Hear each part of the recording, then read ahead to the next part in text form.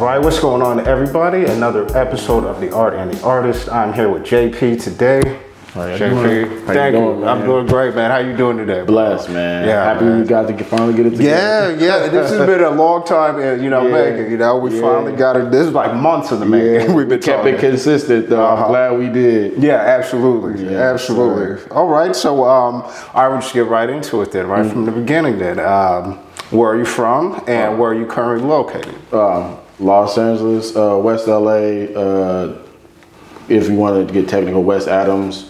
I'm still there. I moved around a little bit, still around Los Angeles, the heart of Los Angeles, but I moved back, what was I say, like 2002, I moved back to West Adams area, my home.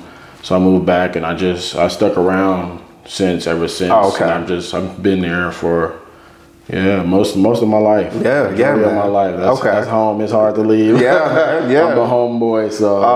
Yeah. Oh, that's dope, man. Yeah, I know that area very well. Yeah. All right. Yeah. Hold on. I was reading somewhere you used to go to First AME. Yeah. Okay. Yeah. That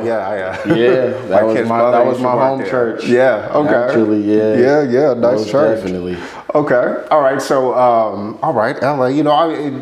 I love all the artists I get to talk to, but the LA artists, it's it means a little something. Yeah. I'm sorry. Right. Okay. So that's right. Were you always artistic as a kid? Drawing and all that? Yeah. Okay. It's crazy because my grandfather and my uncle were artists before me. Yeah. So I'm not sure.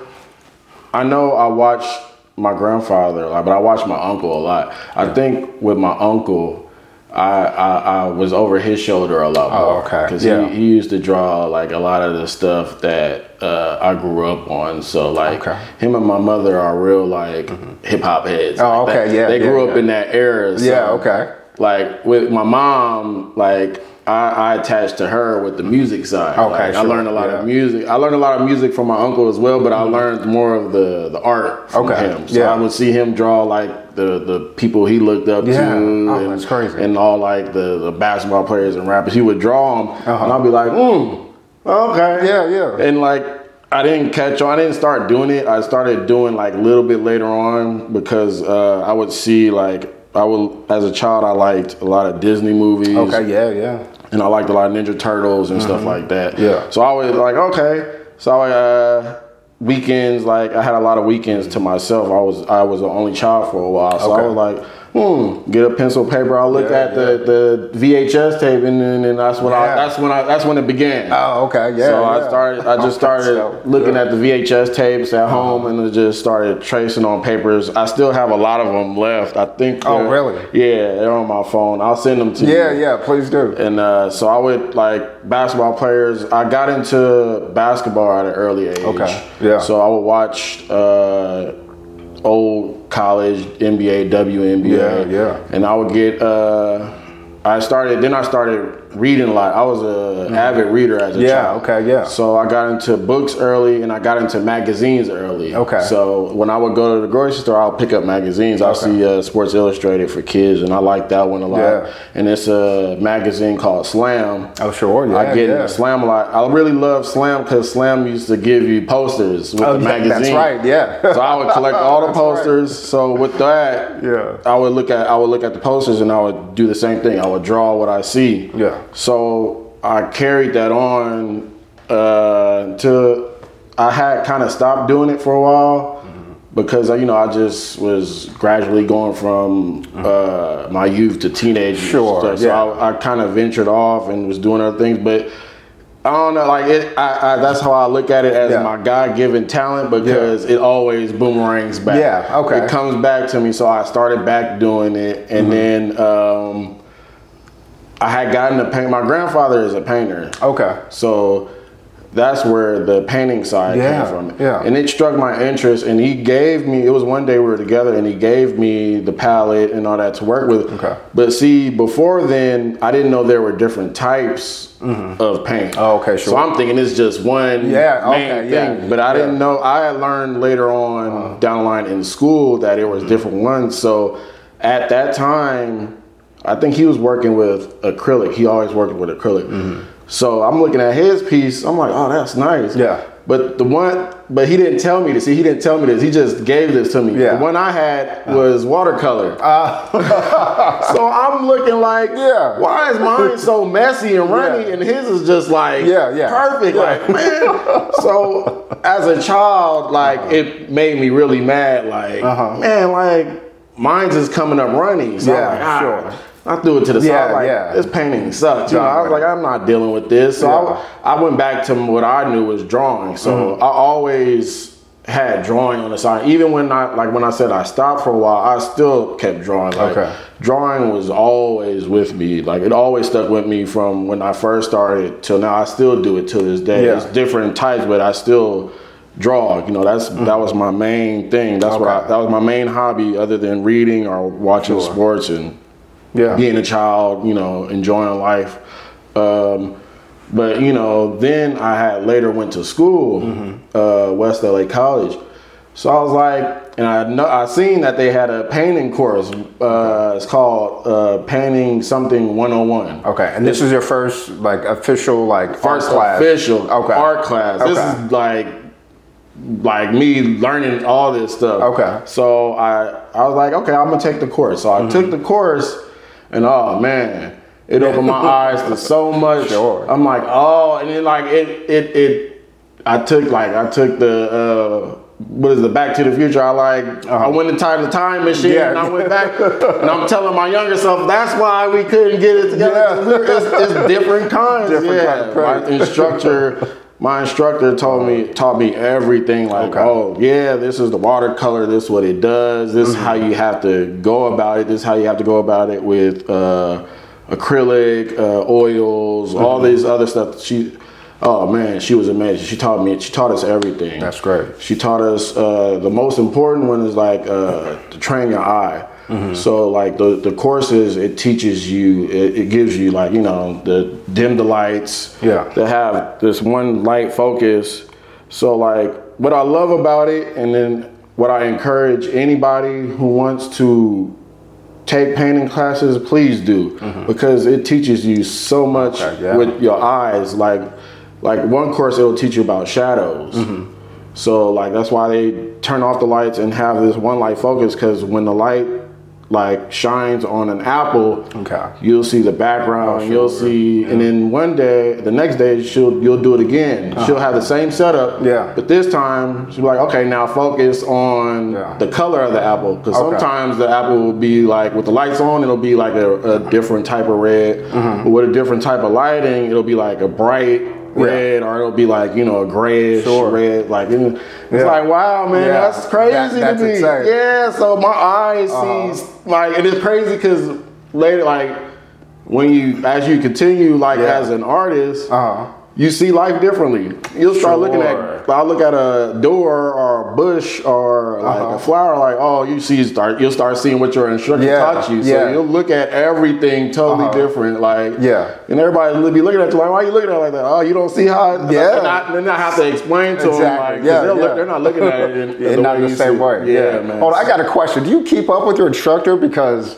I mean, like the way you retold that story about like the different lessons, man, like it seemed like a lot of that stuff stuck with you. Man. That would be dope, man. I'm sure she would be interested to see how you've been doing. I haven't been back. I'm not sure if she's still there, but I do want to go back. So if I do go back, I'll be sure to let you know. That's I'm gonna awesome, tell her everything. Like, it worked out. I'm pretty sure she's gonna love seeing my work and everything. Okay. So I've been doing it since like childhood. It's stuck with me. I just, like I said, when I started going to school, I just got back into painting when I learned about the different mediums and what you do and all that stuff. Okay. So that's what got you back in, and then learning all that stuff. Okay. And I'm glad I did. I'm glad I decided to go back with it, because now it's like, oh man, it's been full throttle after that. Yeah, that's awesome.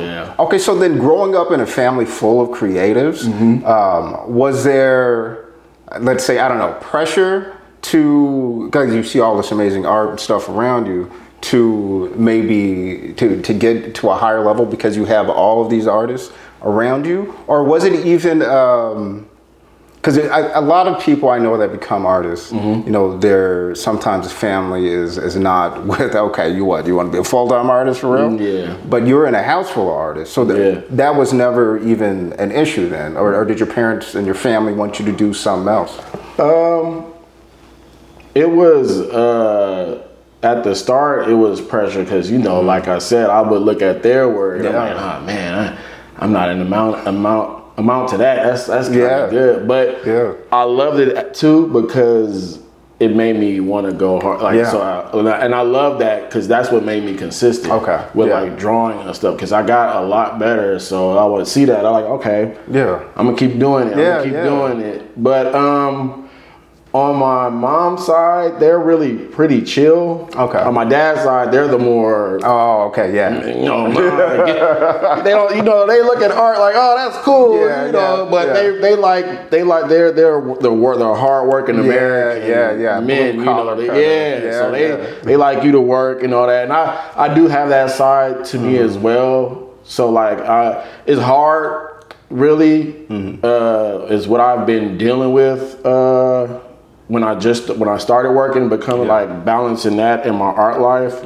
I did at a time take work more seriously, so I did put it to the side. But like I said, man, the boomerang came back around, and then it was like I was like, man, it was like it kind of got depressing, you know, when I took on just working full time. So what I did was I was like, I had got a raise in a different position.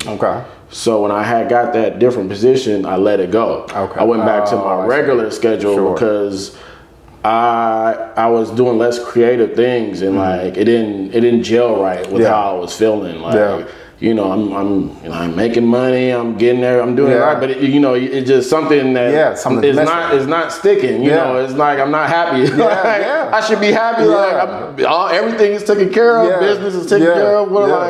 But it's like I realized the creative side is deep in within me. So when I have it in my life, I feel secure. I feel everything. You know, I feel what I wanted, what I was really searching for at that time. So it's like I try to balance it. You know, to like not really to say make everybody in my family happy, but to make sure I show them that I'm doing something, you know. You know, that I'm not just here just you know, drawing and just laying back. I have a purpose with this as well. Absolutely. So I do like it if I do get blessed with doing an exhibit, I do invite them. Sometimes they can't come, sometimes they do come.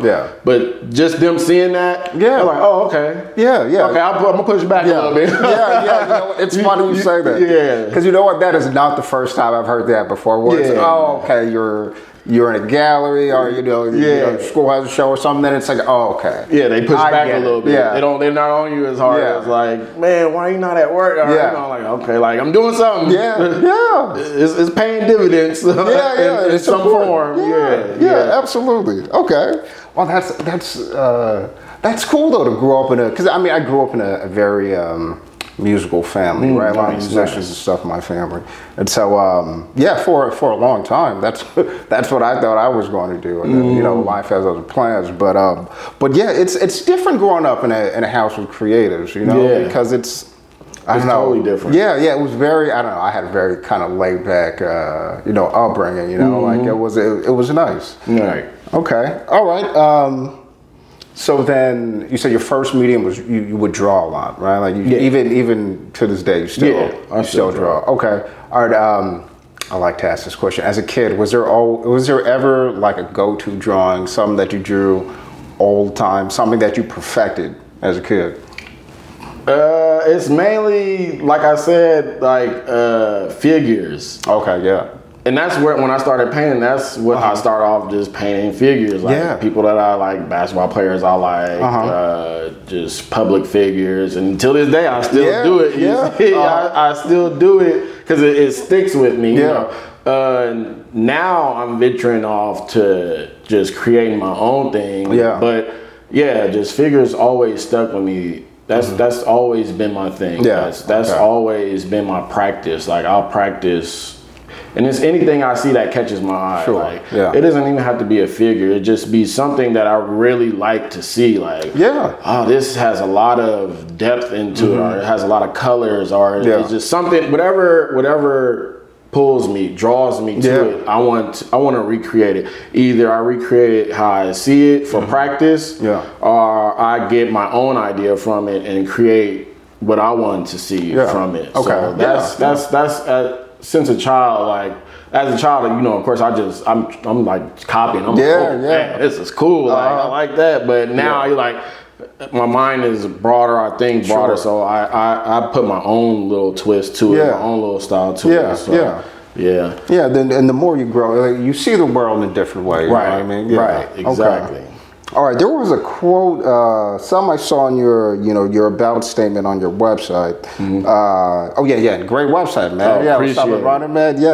Thank you. I'm gonna put it out on the screen, but you guys go check that out. All right. Where was it? Okay.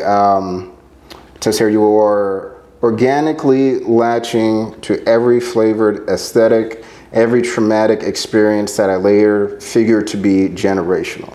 Okay, now I want to talk about kind of just the environment that you grew up in, and how that affected maybe the way you create. It just, I mean, the way that you are right now. You know, like I know that area a little bit. How did that environment growing up? And because I'm a few years older, so you were there in the 90s. So okay. So how did that growing up in that environment affect the way that you create art, affect the way that you see things, you know, and interpret that onto the canvas, and just, you know, how it affected you just overall growing up in that area? Okay, so as I explain this is an about me type thing too. Yeah. When I got into painting, like I said, I latched on to what I know, like painting figures and stuff like that.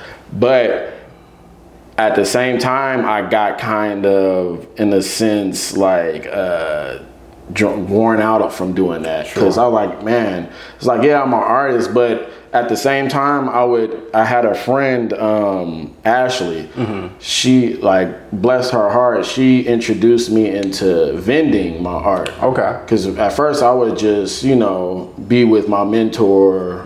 I had a mentor, Norm Maxwell, you know, and I would just make art and then just that be that. But I wanted to venture out, you know, like, man, I need to show this, you know. So a great friend of mine, and I look at her as a mentor too, Ashley, she introduced me to the vending and getting it out there. So as I'm vending and stuff, I'm seeing like other artists. Like I would do a lot of group shows. That's how I started out, like big giant group shows, like over 100 artists, like big venues. And I would like this is what I love to do. Like people will come and I'll talk to them. I tell them about my art, but like it's a lot of downtime too. So downtime, you know, I'm looking around. Like, I'm looking like how the environment, how everything is beautiful, it's amazing. But I would see it's like, oh man, like they're painting figures too.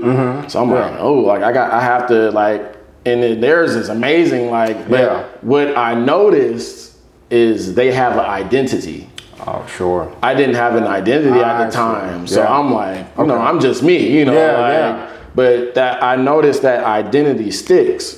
So I was like, okay, I'm gonna find my identity. Like, what do I want to be? What do I want to show, and what do I want to represent? What do I want people to see that makes me who I am? And I was getting nothing for a long time, but then I realized, like, I do, like I told you, like I've been in my community for a long time. And my job when I first started working was at Dorsey High School. It was my high school. And then I went to, I got transferred to Vineyard Rec. It's a park. It's a small park in my neighborhood. So I was there for 10 years. And through those 10 years, I did a lot of community work. Like, it was so much community work. So, and then not too long ago, like 2018, through my friend Kaya, all the way through like the pandemic and afterwards, I was doing community work in Lamert Park Village. So I'm like, and that's when I started noticing like like this is me. This is what makes me who I am. Like I'm the community based artist. So I call myself a cultural artist. Yeah. Because that's when I started, everything started coming together. And I started making pieces actually around that. When I started understanding everything and understanding who I was, I started making pieces around that. And that's when I had a pop-up exhibit called, what was it called? I'm sorry. What was it called? It's on the top of my finger. It's a Nas song too. Oh, is it? Oh, Ultra Black. Okay. Oh, okay, Ultra sure. Black. Yeah, it's from his album, and when I was listening to the album, I was like, oh man. When I was listening to the lyrics, I'm like, oh man, this is like bringing me back. Like hearing the lyrics and listening to the flow of the song, it was like it brought me back to my upbringing, my neighborhood, and all that. Yeah. So I'm like, I wanted to pay tribute to that and like explain how my upbringing was through that, through how his creation and his art form of that song. I wanted to showcase, my point of view. Yeah. So through that, I came up with my name, JAyP. Like it's just another young prodigy. So in my community, it's like we have a lot of prodigies, and it's it's a hard upbringing. I've known, being in my community and working in my community, it's a lot of artistic people. A lot of them never get to really just show it, or they can't show it, So I just wanted to really showcase that. So I'm just another young prodigy. That's what it means. Okay. Like I'm one of the prodigies. It's so many in my community. I'm just one of them. Oh, that's dope. So I through my art, for like now it's just all cultural work. It represents emotion. It represents pride, consistency, passion. And I showcase that through all my work now. And moving forward, I want to incorporate learning, like textbooks and worksheets for the younger kids, they could, latch onto that. And hopefully as they're latching on to the creative side of that, they could implement that in them growing forward. Because I don't think we really haven't, in my community or just around the world, I don't think schools or like programs really implement more of the creative side to that. Oh, you're absolutely right. And I think with a lot more of that being implemented in the learning and through all that, it will make kids. Oh man, I want to go to school. I don't want to I want to go to school. I want to. Man, that worksheet we had was crazy. Like, no, you're absolutely right. Yeah. So I'm why? So I've been creating stuff in the back. In the backgrounds, like low key, like I've been in the in my creative field, and I have a lot of friends that are helping me. So I'm creating stuff right now. Like hopefully soon I get to release it. Okay. But I'm just taking my time because I want it to be I want it to be perfect. I want everyone to understand it, and within that I want them to feel it to the point where they're helping me push it. And then it just it skyrockets from there. But that's where I really want to take my art. I really want to take it to where it's actually bringing a new form of learning and pushing more creativity and freedom in learning. And in structure in schools and all that. Okay, that's amazing. Okay, well then why is that sort of I guess you could say kind of giving back to the youth, kind of maybe taking some of the lessons that you learned or maybe didn't learn as a child and making it better for this next generation of children? Why is it so important for you to sort of pass that forward to make sure the next generation has something that's better? I want to, the main reason why I really want to drive this in is because we have in my community and growing up in urban communities, we're stuck with a lot of emotion and it's heavy on us. So, and I know that because usually a lot of people in my community make decisions off of that. And it kind of gears them away from what God has destined for you. God gives everyone a talent. And God wants you to push that talent. And especially in my community, a lot of people go away from that. But it's funny because I be around a lot of people in my community. I be around Skid Row a lot. And I have a lot of conversation. I'm a very great listener. So I'll be at Skid Row. I'll listen to somebody talk. And it's like, oh man, like he has a skill. Like, he's really amazing. Like, wow, like he's picking up cans. But I could just by hearing what he's saying, I can hear where he could be successful at, and it blows my mind. And then like that's why it gets to me. It's like, wow, like we really have a lot of like I said, we really have a lot of prodigies. We really have a lot of creatives in this area. So it's like for the youth moving forward, I really want that to be driven because I really want it to be as what am I trying to say, as clear as possible for them to understand, to where they see it and they hear it and they're like, boom. They know their path. They know they can do it, and they don't think anything. They don't think anything negative. They don't think anything like, oh, that could sway them away from that. They just it drives them so much that they just go with it. Like, this is it. You're right. Absolutely. Go with it. Like, don't stop. So that's what all the things I want to create. And through my art, I want it to be like all my art now is like it's driven. It's emotion. I want it to connect. I want you to connect with it. I want you to love it, and I want you to think differently. After you leave the gallery or after you leave a pop-up or something like that. Okay. That's awesome. Thank you. Okay. Would you say that when you're creating art, sometimes it's just, okay, you saw something and you just kind of want to put your own kind of spin on it, right? Some artists I know that are, maybe sort of quiet, not that kind of out. A lot of the artists that told me that, I don't want to be interviewed. I'm just not, and so that, which is fine.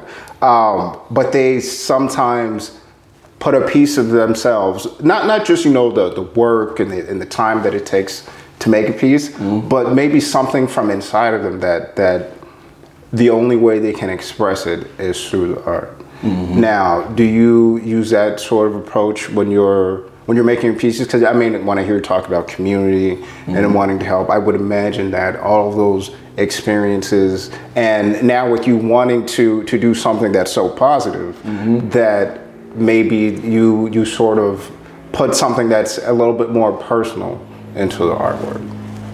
Yeah, most of this stuff I do it on a personal level because I like to zone in, and it is kind of hard for artists to zone in when when there's someone around or there's people around.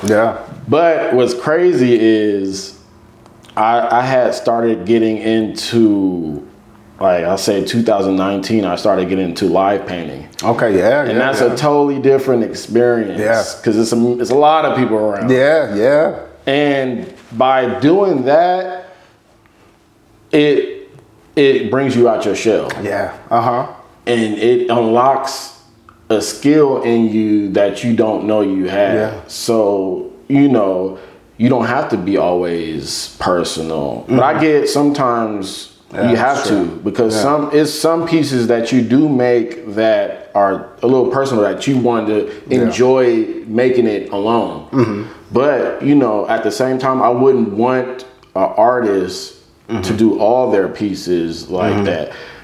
I want them to know that if you want to, because some people, they want to stay. I get it. I understand. I would never, try to force anyone to do something they don't want to do. But if they do want to, I encourage them to please do it. Because, and I've told friends that are like that too. They're I don't know about that. Like my work, I have work at Aziz Gallery right now. Okay. And I went to the opening, and this girl came up to me, and she said she loved my work, and she was talking to me. She's like, oh, she said she had work, but she's like, and I get that a lot of new artists. She's a new artist. A lot of new artists, they're shy, or they're very you know, emotional, and they're very personal about their work, and they want to make sure, you know, that no one, you know, talks negative about it or has a different opinion on it, because, you know, that's their work. And I as I was listening to her, I told her I understand, but I said, but she really wants to get out there. She said, I would love to be in something like this. I told her, oh, you can do it. You know, and you know, I had a friend that helped me, but I'm saying, like, if you want to do it, you don't need anyone. You could really get out there. Like, it's possible, and it's fun. The journey is scary. Some days aren't always good. Some days you'll succeed at it, but you're going home so tired that it's just like, I just want to sleep. I just want to get something to eat, and I don't want to think about the whole day. But it's funny because once you do all that, you'll sleep it off, you'll eat, and you'll have time to sit down and reflect. You're like, oh, that was fun. That was crazy. And then you'll start reflecting on, dang, I really went out there, like, I really did that, and it'll start boosting you. It'll start, I want to do more. Because I told myself, I want to do more of that. Like, because it starts to get contagious, because you start understanding, like, dang, I could really do this. Like, and it gives you motivation. And then you'll start, maybe you want to do live painting, you'll do live paintings, and that could inspire you to do murals maybe down the line. Really. And that's even bigger, because now you're outside with a whole world. Now everybody can see it, and you're doing it in like a big wall. So I do encourage that. I do encourage that. Even if you don't have personal work, even if you just want to, I want to paint this butterfly in a different way. I like butterflies. I like, you know, it could be anything. I like cars. I want to paint this car. But, you know, you want people to see it. You can do that. You know? Everything doesn't have to be personal. And I think for artists, they should find a balance, because everything doesn't have to be personal. Like, you could be a personal and a serious artist, and everything can be about that. But I encourage them to do fun pieces as well. Because that helps out a lot. And it like I said, it brings balance. I think all artists should find some type of balance in it, because doing personal work, it's heavy. You know, it gets heavy. You need something. You need something else, so you can be like, "Ooh, that was fun!" Like, you know, balance it out, like you said. Okay, all right. Okay, all right. So you talk a little about, you know, you shown in galleries and things like that. Here in LA, that, you know, it's, the art scene is I don't know, it's fun, man. Like, it's a newer, the more shows that I go to, I have noticed that it's a lot younger crowd, younger artists, up and coming artists, right? And there's a ton of galleries out here, right? Oh yeah, a lot more now. A lot more opening too. Was there any difficulty kind of maybe trying to get into that, you know, I hate to call it a scene, but trying to get into that scene, trying to, you know, just get yourself out there? And have you met any local like-minded artists that, you know, I don't know, bounce ideas off, or just go see each other's work, you know, when you're showing or anything like that? So at the beginning, it was very hard because being from LA, and it's like LA, New York, and Miami, like cities like that, that's the mecca of art. So it's like, it's very intimidating. And they ask a lot. Like, a lot of these, and it's funny because a lot of us as starting artists, we like to go try to put our work in the big gallery first. and it's funny. But I love it. I love that we get so determined that we try to do that. You gotta dream big. It's funny because I had read this book, and that's what somebody did. And it's funny that I read that book, because it stated that, you know, they did that, and it kind of like brought them down at a point, but it also inspired them creatively to keep going. So it does give you this kind of boost if you let it, if you keep your mind, if you see it that way, like, okay, I'm gonna keep going. So at the start, I've been denied by so many. I've been denied by so many. Oh, this is not what we're looking for. That. It's funny because when I applied, because I work at the airport, so as I was putting in my application, my mom is my biggest fan. My mom likes to boost me up. Oh, my son's an artist, right? She's like, so she told her, like, oh my God, because she went with me. Because I was like, I didn't know the area too well, and I wasn't driving in, so she came with me to make sure I got there. So she came with me. She told the lady's like, oh, send me some of your work. So this is when I'm just drawing. That's before I was painting. So this is when I was still drawing. So I sent her my work because her son works. Her son is some type of co-CEO at Disney or something like that. I'm like, oh shit, Disney, cool. I got right home and I sent my work. She's like, oh, this is not what we're looking for. My work looks like tattoo art. I'm like, oh, okay. I'm like, but down the line I realized, I'm not like a cartoonist type artist. Sure. I'm like a realist artist. So at first I felt disrespected, but now as I've matured and I'm grown and I'm like, I've matured in my art too, and I've gone through my journey. I was like, oh, she was kind of right, because my art is more realistic. It's not on a cartoonish type. So like, I've been denied by many. It's starting off is always hard. You're gonna get denied, but the beauty of it is by having a journey, God's never gonna steer you wrong. He's always gonna throw you little hints and signs. So I ventured off in Melrose a lot because I like the clothing stores, the brands. It was streetwear was huge then, so I'll always be over there with my friends. And it was a gallery. I'm like, oh snap! It's funny because it's a gallery like right in the middle of all the. It's nothing with clothing stores. It's like a gallery right in the middle. And that's when I met my mentor Norm. And oh man, I went in there. I talked to him. And I'm like, man, this is amazing. Like, and I met Norm, and Norm became my mentor. He taught me a lot. He taught me so much.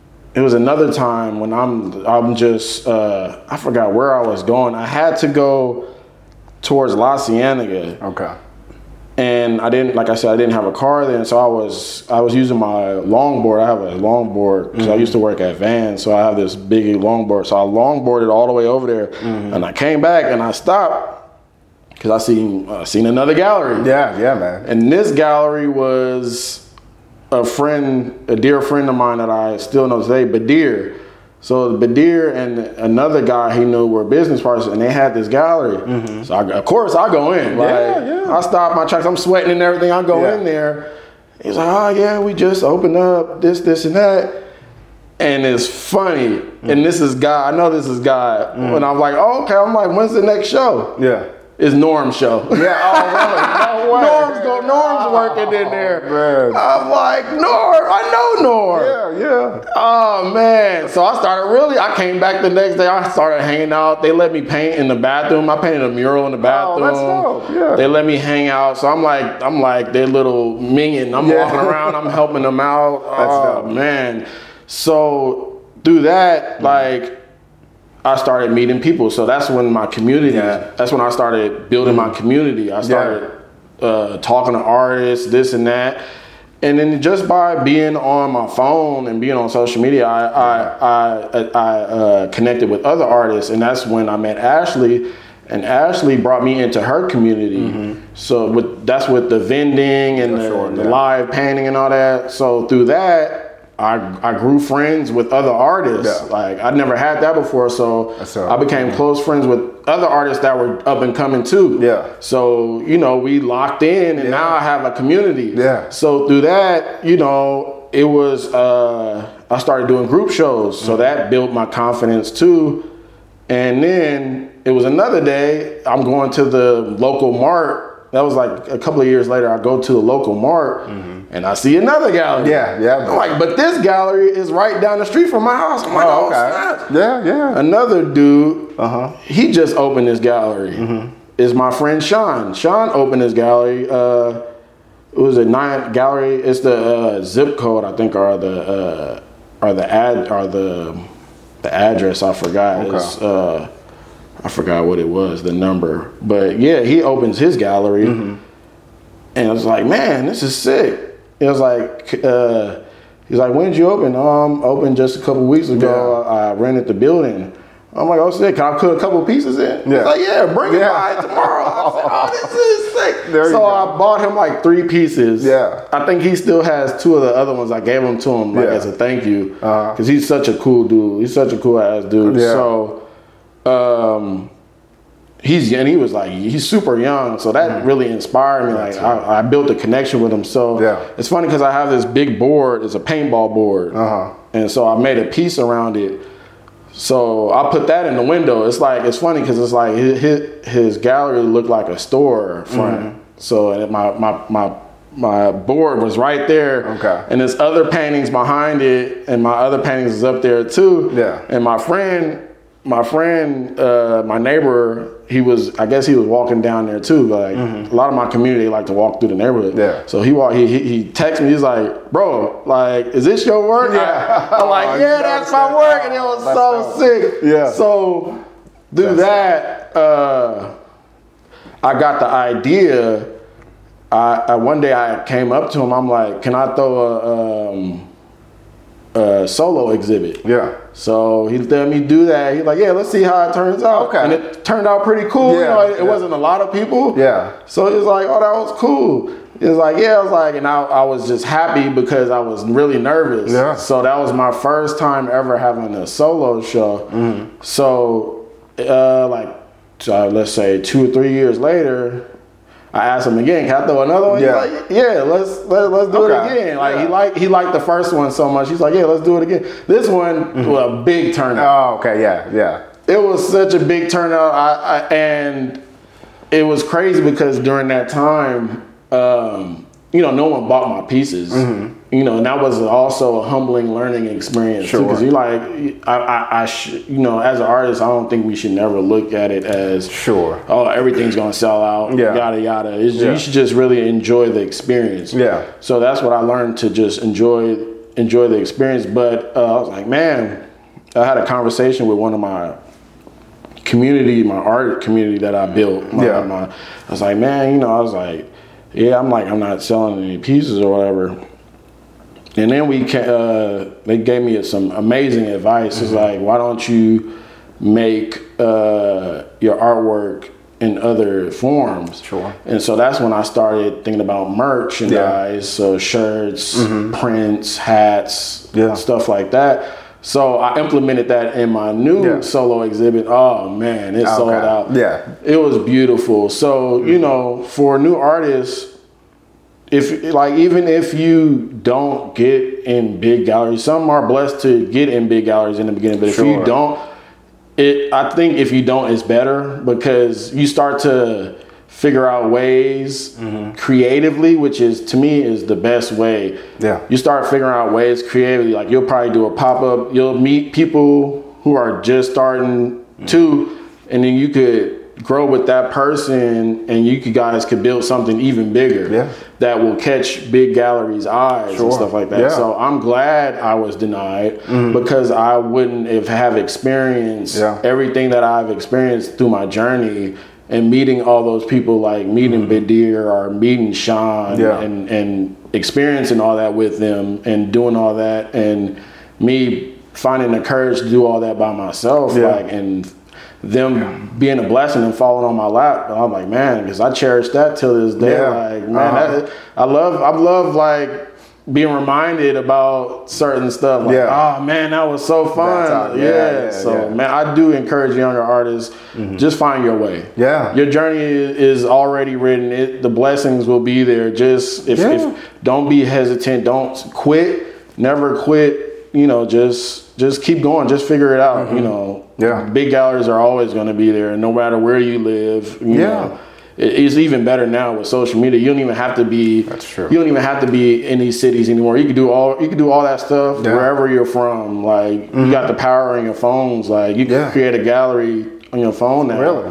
Like we didn't have that, but you know, it's beautiful now. So you know, but even if you do want to still come to these big cities, you can still do something. You know, it's like I said, it's communities everywhere. Yeah. Oh yeah. So you'll find it. You know, through your journey. Yeah, absolutely. Yeah, absolutely. And it's funny, and you know, to young artists too, I will say, so if you're in LA or a city like, I mean, I could only speak about here, but just going to art shows, like show openings, and you get to meet a lot of different artists. Like, I really encourage young artists, if you're looking for it, like most definitely go to shows. Yeah, that is a big thing. Going to shows is a big. I forgot to add that because I would go to a lot of shows. Going to shows are really big, and they're really a energy booster for you because. A lot of artists are cool. They don't mind giving you advice and information. I met a lot of artists that were already like developed and like had their stuff going on, but they spent like 45 minutes to an hour talking to me, letting me know everything. Every question they'll answer. A lot of them are cool. So that is great. That is great advice. That is perfect. You got to get yourself. Got to go to shows. All right, I want to talk about. What role did going to like a big church like Fame? So did growing up in that church community have any effect on the way that maybe you see art or the way that you developed your style over time, perhaps? So the funny thing about Fame is they're surrounded by mural work. Inside and out. It's a lot of mural work depicting like God and everything that has to do with the Bible. It's when you walk around the church, it's all around there, even inside. But and that going back to when I was finding my identity, I had to go back to the church life, you know. And that was my upbringing. Like I grew up a Christian, so like it plays a big part. My parents and everything, they were, you know, very into that when I was in my upbringing. So I learned a lot through that, and I learned a lot of myself through that. So like when I was, like I said, when I was making Ultra Black, it was I was trying to show people how community and how I was raised, and church plays a big part in urban communities. And Fame is like the biggest of them all. Fame is like huge, you know. It's like Creflo Dollar and all of that.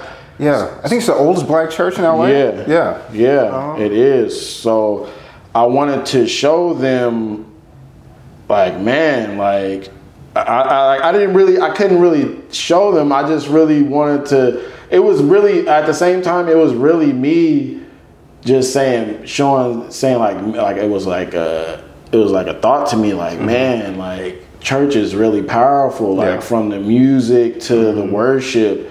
It's just like, man, that's a powerful message, you know.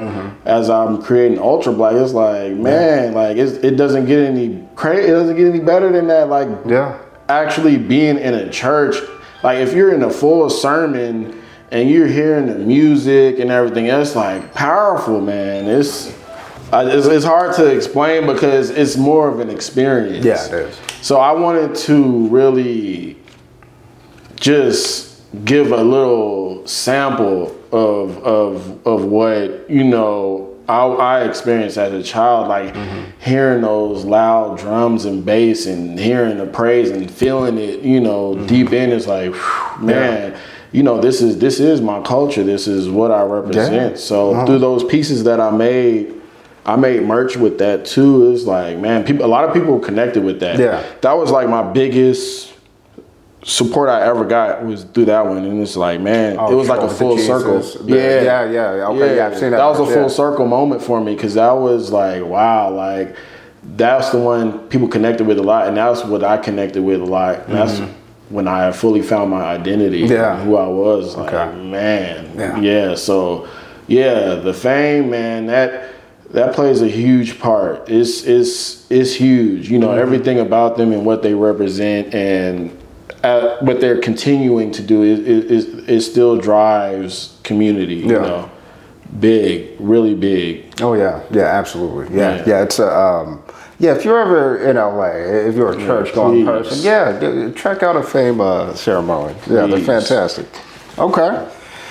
All right. So portraying your experience, the Black experience in your art.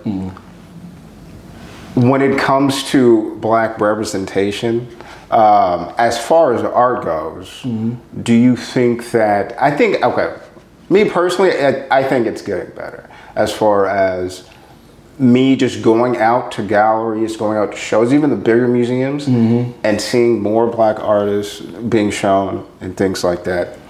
How important is it to you that you portray your experience the right way for people to understand? Because I do think that no matter where you're from, especially like growing up in Black neighborhoods, there is a common shared experience that I think we all sort of live through, no matter where we are. Yeah. So why is that important to share that, especially the positive side, right? Because when it comes to media, and I really hate to say this, that the things that are popular from the Black community, not popular with us. Still popular with us, but not the most important thing. You know what I mean? Right. But how we're, the art that we do produce, that's all over the world, and the image that portrays us, and not necessarily in the most positive of lights. You know what I mean? So as an artist, how important is it to you to share that other side of the entertainment? Because I do think as artists, as I would categorize them with entertainers. So why is that important to you, or if it is important to you, to share that positive Black experience in your art? And that's a big thing of really what I wanted to represent, because not only do I want to mainly show positive, I want to show every part of it, even if it's negative and it's really deep. I want to dissect it so you can understand why it gets to that point. It's funny because my old art name used to be JAyP 187, and everybody sees 187 as, oh my God, it's shooting, is gang banging, it's just full of negativity from hearing it from a cop code, 187. And Snoop Dogg used it in the song, but the reason why I put that in my name, because I wanted people to see, like, oh, this is negative. He has that in the thing. So when they would come and if they would ask me, I would, through my art and through what I would say, I would, fill them in and educate them. Of course, I changed my name. I just left it at JAyP because when I made Just Another Young Prodigy, I felt that was bigger, and I felt that represented all of my people. So I took the JAyP name. I was like, then I made it something bigger than what it was. But the message is going to still be applied of me showing you. That's why I said I wanted to show emotion, passion, and all that, because a lot of that plays a role in my community and us as Black people and our minorities, period, brown, all races that grew up in minority communities. I want to show and really educate people on everything, because the negatives aren't always negative. They're masked as pain. They're masked as fear. They're masked as, traumatic experiences. And that's why in the end result, you get negative. That's why in the end result, you'll get a lot of, negative views and negative light. And, it kind of sucks that money is attached to a lot of our trauma. So it's very hard for us as a community to get through that, because you get paid a lot by it is, but it's funny at the same time because it's artistic. So it's like at the same time, it's like you're getting paid for your artistic value. That's but me and where I'm coming from, I want to showcase it to you in a more equal light. Yeah. I want this. Yeah. I want this, instead of it being looked at negative, I want you to see it full circle. Yeah.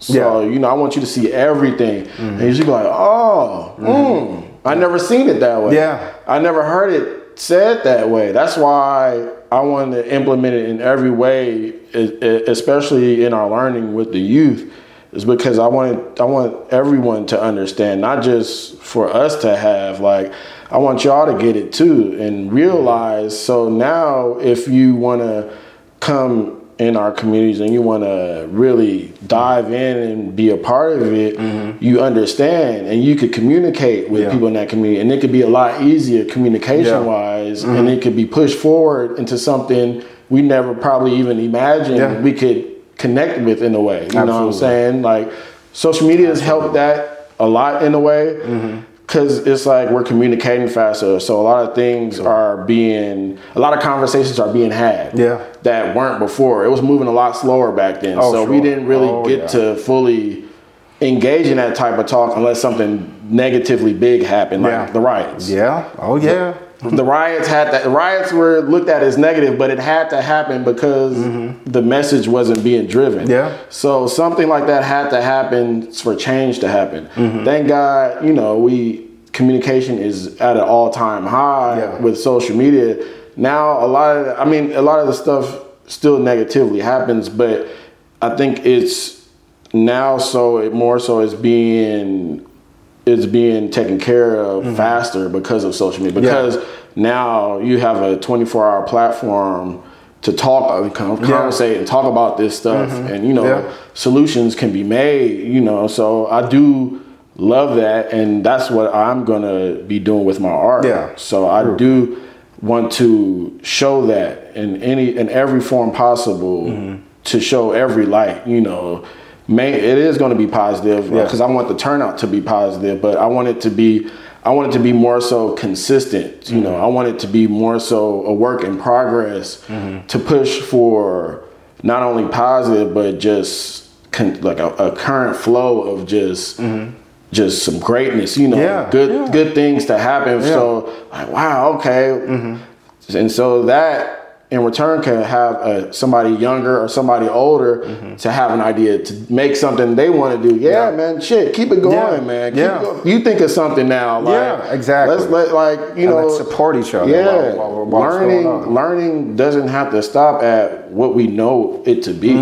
You know, we could create so many ways, you know, of learning and understanding each other. It does, you know, it's limitless, you know. So that's what I want to do. I'm like, man, that's beautiful, man. Yeah, I dig that. It's funny because I have these like where I want this show to go, right? And if it is successful, what I would like to do, you know, with whatever I have, you know, what I can, especially in the LA area. All right, so we moved from. You know where the Gloria homes are? Yeah. Okay. So we moved from there to the Wilshire district. It's like 3rd Vermont. Okay. And so living in all these different places, and then my dad, you know, I never went to school where I live. So I'm going to, you know, Catholic school in the suburbs where I get to see a different way that people live, right? You know what I mean? Even, you know, when I was in high school, so at that time I was living in the Arts District. I was living downtown. And I'm going to school with these kids, you know, in the neighborhood I had never even been to before, and seeing how just easier it is just to be a kid, right? Like just, you know, not having to worry about all kinds of things, right? And I feel like it's got to start with the youth, like what you're saying. It's got to start early, and. Like my thing is, we just have to give them something to do.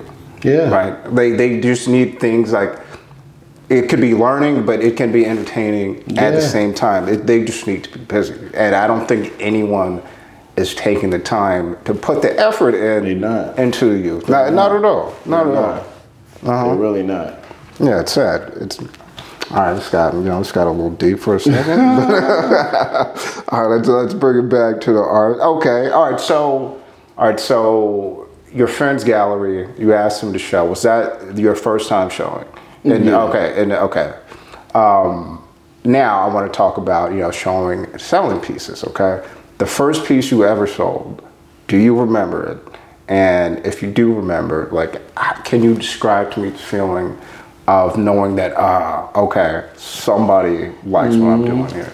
I don't remember the first one I sold, but I do remember the feeling. And the feeling is, wow, people like my,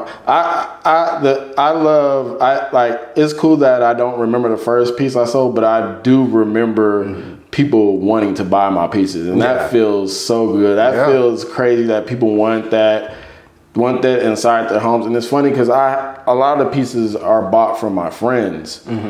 And when I go over their house, it's like, oh, that's me. So, man, it's such an amazing feeling. It feels so good. Like that feeling is irreplaceable. Like, or even just getting compliments, or people saying they love your work. The best feeling that I ever had though was I had a show with my friend Saida.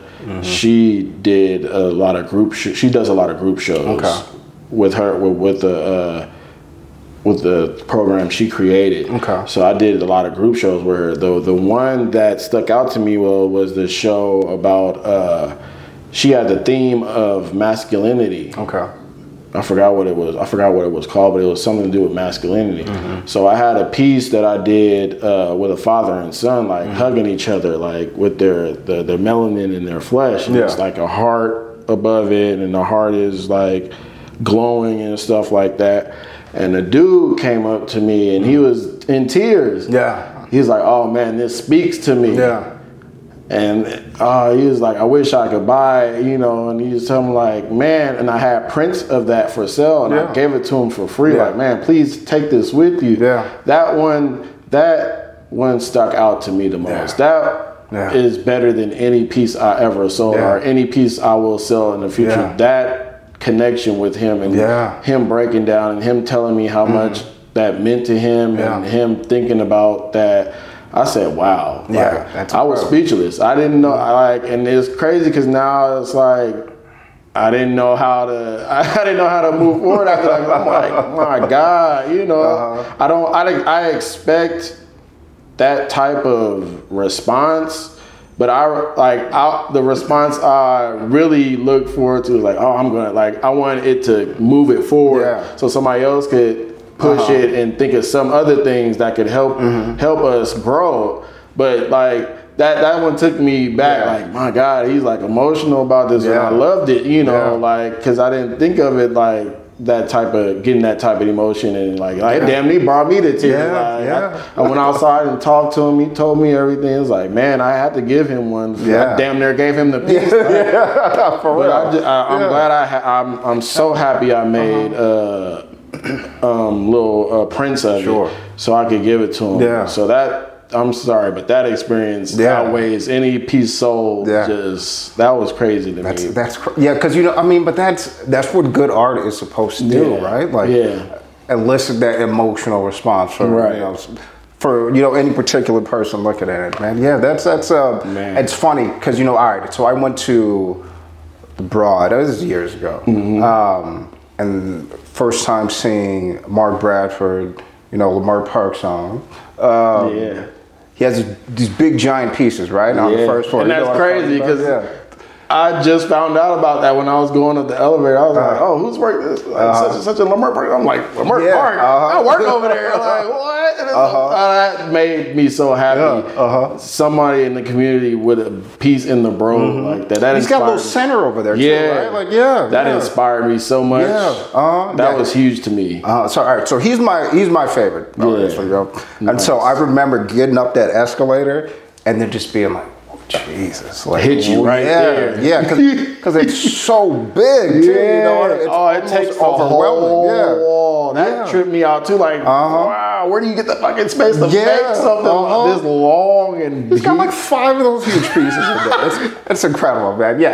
Mark Bradford's the best, man. I love that dude. Yeah, much love. And and and an LA dude, you know what I mean? Like a neighborhood guy. Like it's nice to see that, man, and to be appreciated. You know, I mean, 'cause this dude, someone selling pieces for millions of dollars, man. It's looking at those pieces is worth it. It is worth every penny. Okay.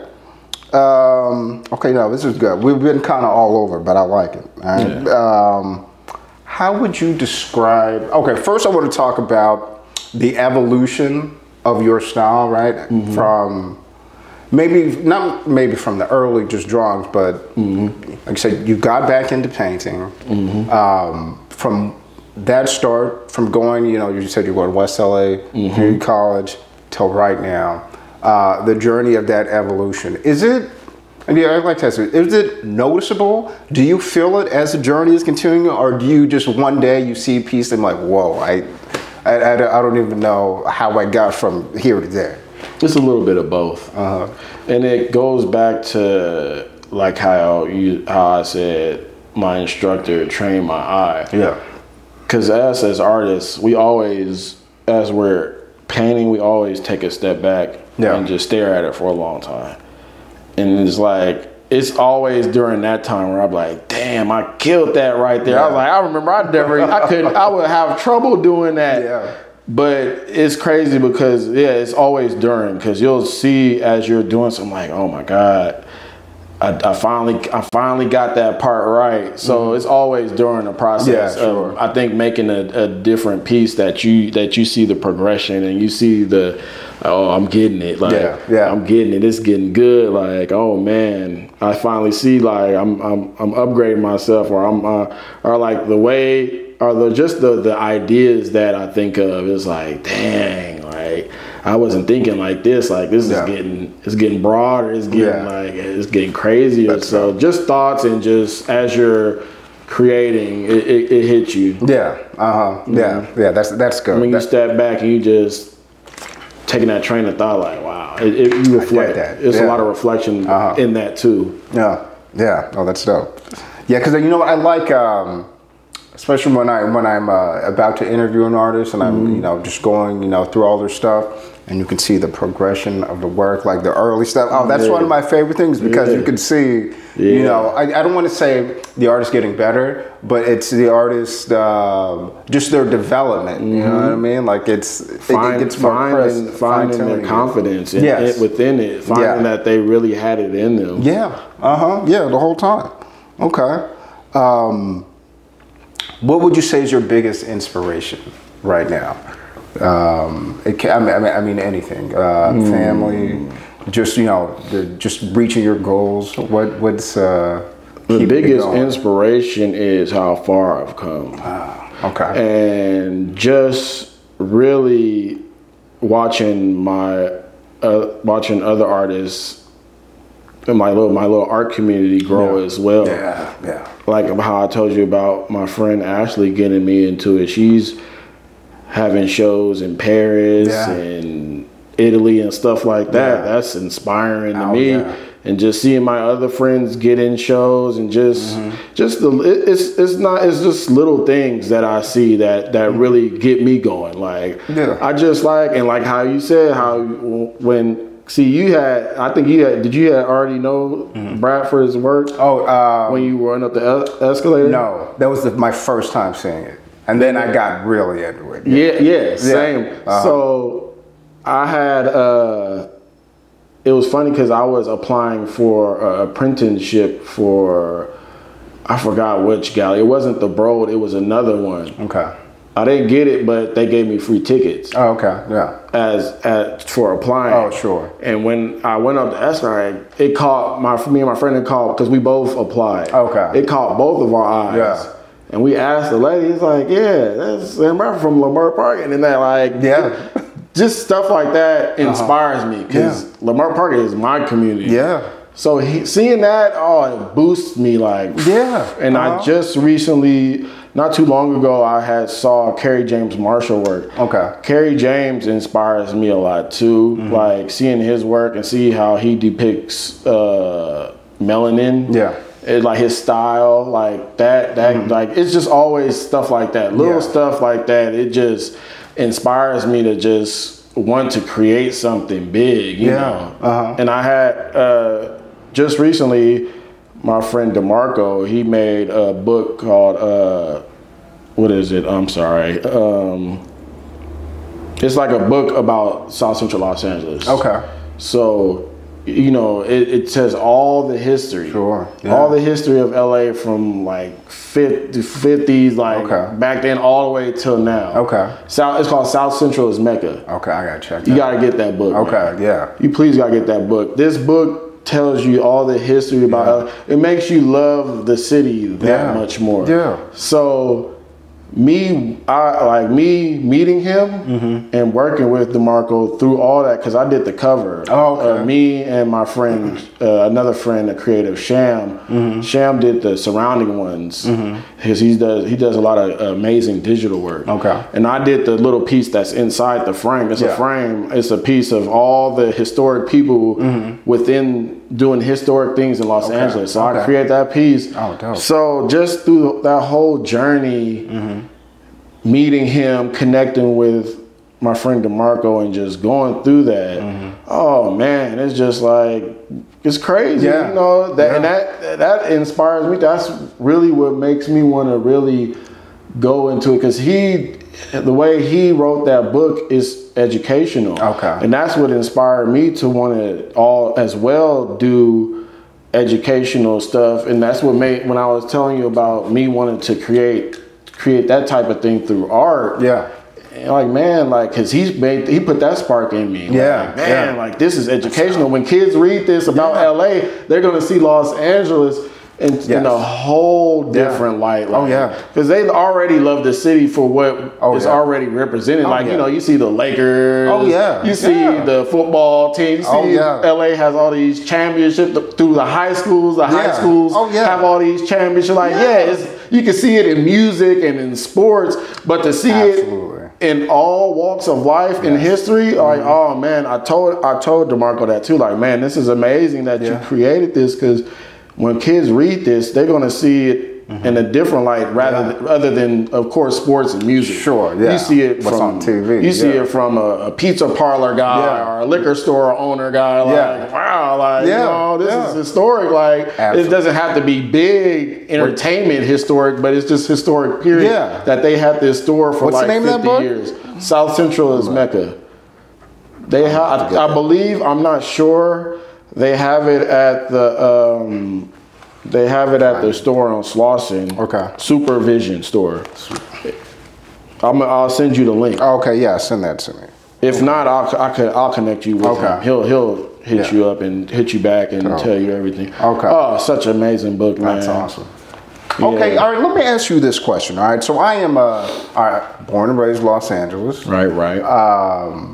I'm a staunch LA defender, right? Like, I don't allow any slander. Come on now. Come on now. I don't allow slander. None. Right? No slander, man. All right, so you know how the city gets portrayed in the media, right? It's like everyone thinks LA is like Hollywood or Venice. You know what I mean? Or Compton, right? Yeah.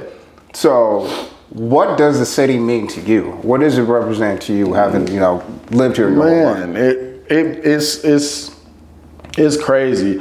I'm gonna try my best to explain it as best I can, because like I said before, it's really the Fame Church. It's really an experience, you know.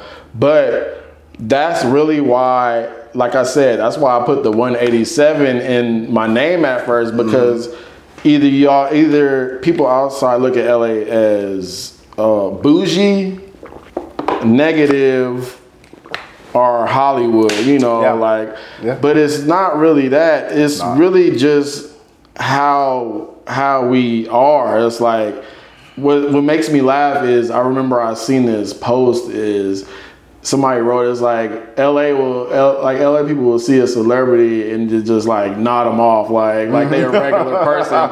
It's because it's like, you know, it's like how we look at it, is like we see it a lot. And it's like, it's not our fault. It's just, you guys put Hollywood here. So it's just like, we gonna act like it because we see it a lot. This is just how it is. But I love the fact that a lot of us, a majority or a lot of us still stay humble in a sense, or still can be who we are when we see that. You know, some people might like see something Hollywood and they'll act Hollywood too to try to get in, but it's a lot more people that'll be like, oh that's been there for such and such years. You can tell the difference between someone who lives in LA and someone who's from LA. It's a big difference. You can tell. It's just in us. It's hard to explain. It's just how we represent or how we move. And it's funny because like I went to New York, I've been to other places, and they could tell like, he's not from there because we have this such chill attitudes about everything. Like, oh that's tight. Like, bro, you're not even like really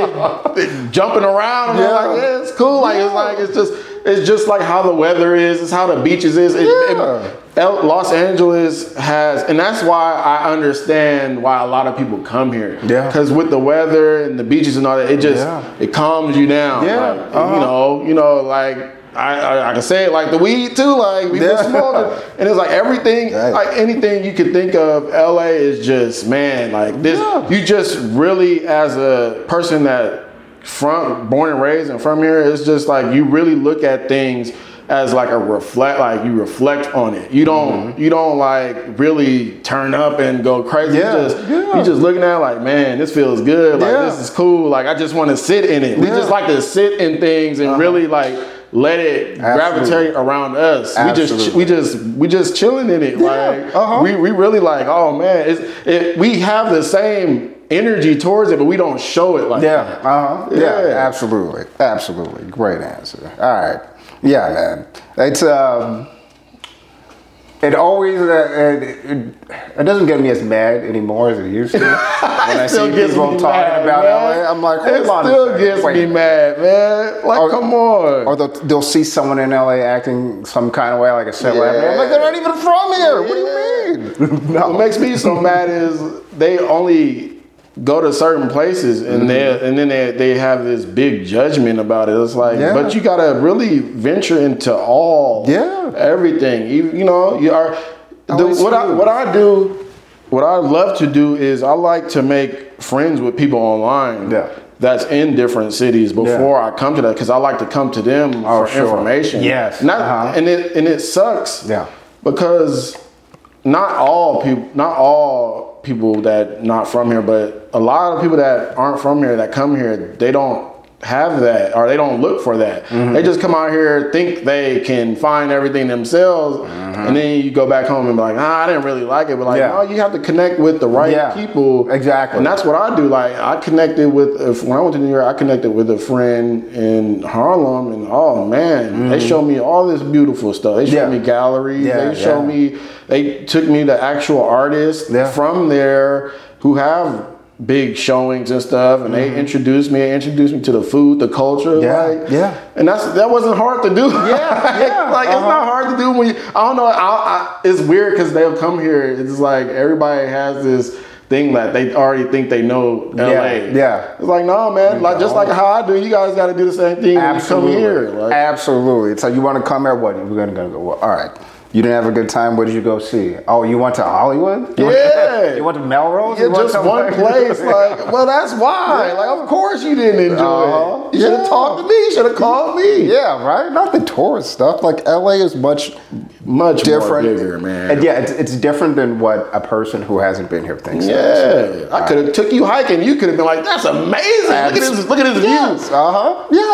That's something as simple as hiking. Absolutely. Not gonna cost a thing. A beach. Like a certain beach I can take you, like all this stuff don't cost. That's why we love it so much. It's like it's stuff that costs, but it's also stuff that's free that you can go to, and you just be like, absolutely. Oh my God, I love that.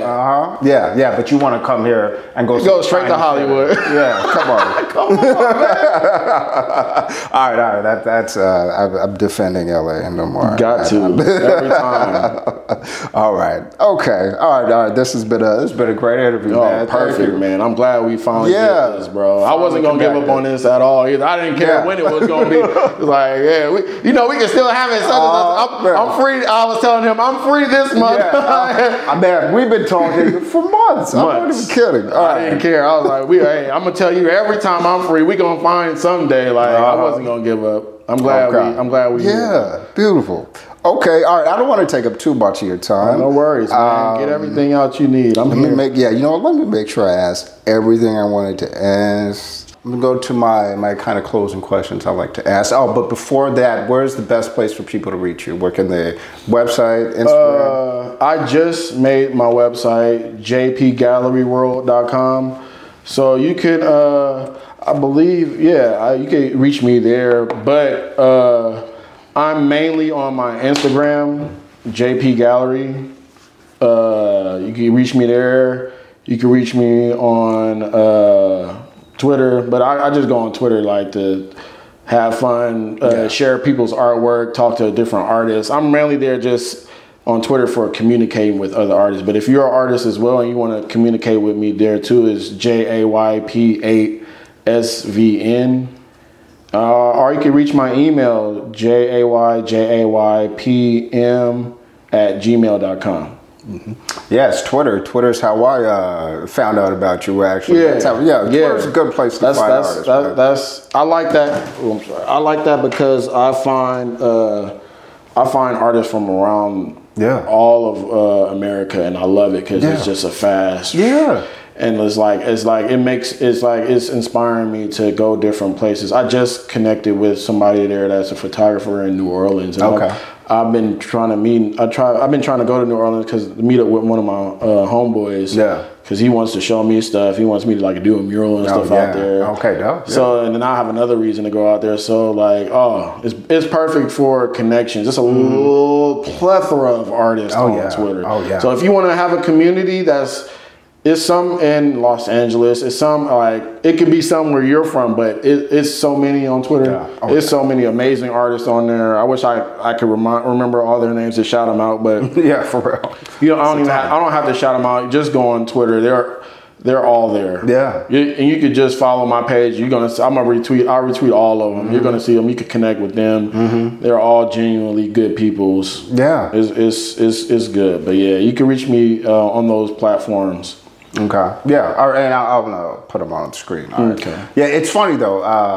I interviewed this artist in Florida, right? Zoom interview. Uh-huh. She came out to LA to do a show. Nice. And, so she told me we we went to the show together. Picked her up. I heard her partner, and because of that, me finding her on Twitter, doing an interview, her happening to come out to LA. It was a live painting show too. Oh yeah, it was dope, right? Near Koreatown. And because of knowing her, going with her to that show, I interviewed 2 other artists that were in that show because I met her on Twitter, interviewed, and I'll see the connections that can happen with social media. And also, I will say this too, the new generation of artists, right? Mm-hmm. They're more friendly. They're more willing to help. Mm-hmm. They're not holding in all the secrets. Mm-hmm. You know what I mean? How an older generation maybe did before because it was much more competitive because there was no social media. Yeah, it was. That's what I was saying when I'm like, it's better now because you could have a community. Yeah. And that's why I say it's better to start your journey on your own because just like you did when you went to the show, you met 2 other people. Yeah. And I like how you were saying going to shows, it skyrockets that. So it's right now, and I think that's why I don't think people have so much of a ego or like this cocky attitude because they reflect themselves in a lot of other artists, and we have a lot in common. And through conversation on social media, it's like, wow, we're not as much far from each other, just different cities. Yeah.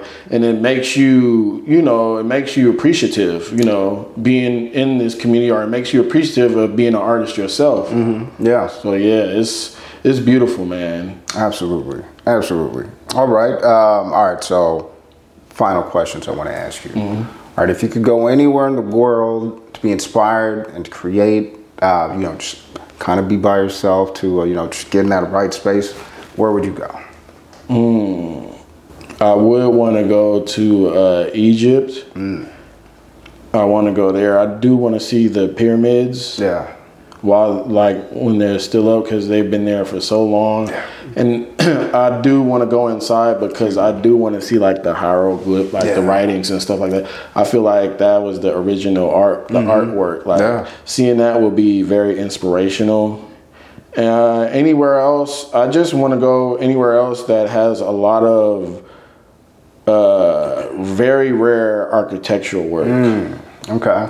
I like that. That's what I like. I like that too. I like anywhere has a lot of artwork, architectural work, like different rare designs, different shapes. Because I noticed being on Pinterest, that's an amazing app too for inspiration. I use that app a lot for inspiration as an artist. I like to save a lot of architectural work that's different shapes. Like, of course, in America, a lot of the shapes are rectangular, square, but in other places, it's like it's the door. There's no doors either. It's just like this little entry that's like a circle-ish.